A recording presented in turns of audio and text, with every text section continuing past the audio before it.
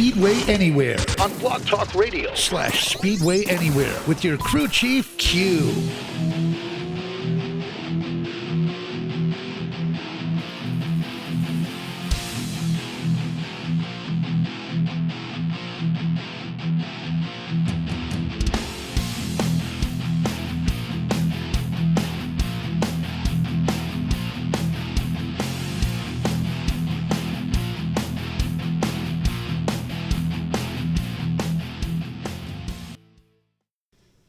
So, I don't know if it's worth giving the rundown for how the Cup season came to an end. And what I'm reading from everyone's posts is that people are not the least bit happy about the end of this season, at least for the Cup Series. I think the beginning of the end was the beginning of the top 8. When Alex Bowman was disqualified and Logano got in, and then most people arguing about the race needs to be moved back to Homestead Speedway too as the finale. People are feeling pretty strong about that. And then also, then we get to Martinsville, the blatant race manipulation that happened at the end with the 3 and the 1. And of course, Bubba Wallace given a spot to number 20 to advance into the Final Four as well. So, I mean, the way this all played out, it's obvious why people were losing interest. And then Joey Logano with a 17th place average throughout the entire Cup season, taking the title. I mean, if that don't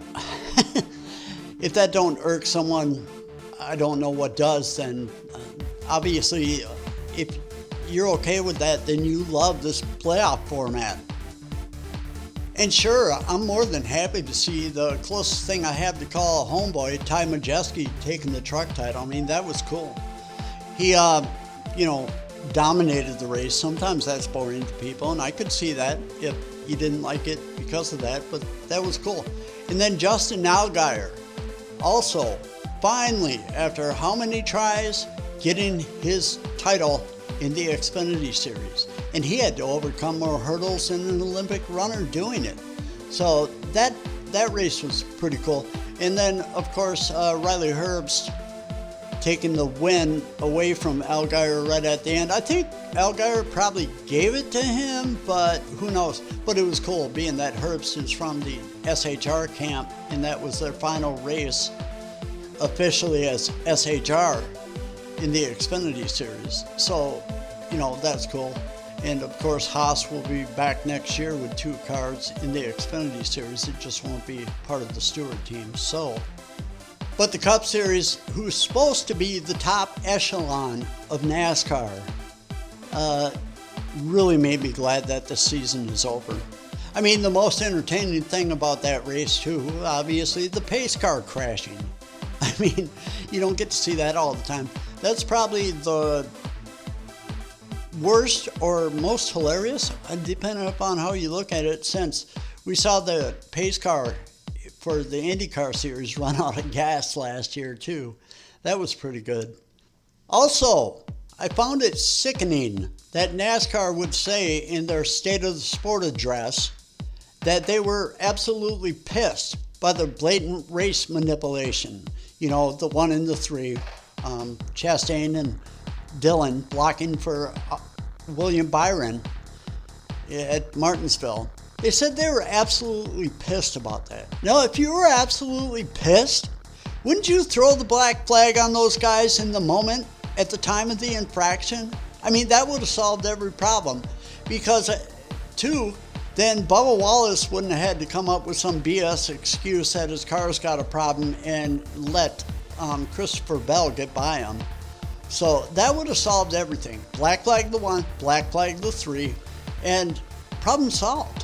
I even made a short about that earlier this week, and I got a couple dislikes on that, but, I can't please everyone.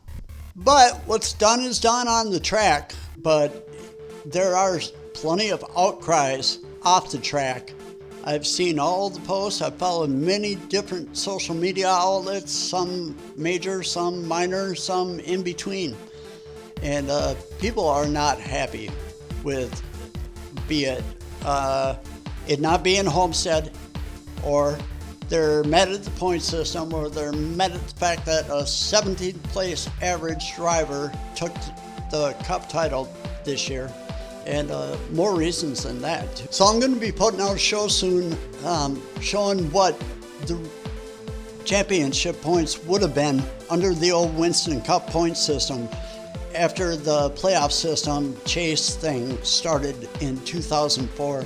And what it's going to show is that a certain 7-time champion wouldn't have got 7 championships. And a certain other driver, pretty popular, but I'm not going to reveal who, would have had 7 championships under the old point system. I just think that the results are really skewed when you look at the history and you put a 7-time driver in the same status of Richard Petty or Dale Earnhardt Sr.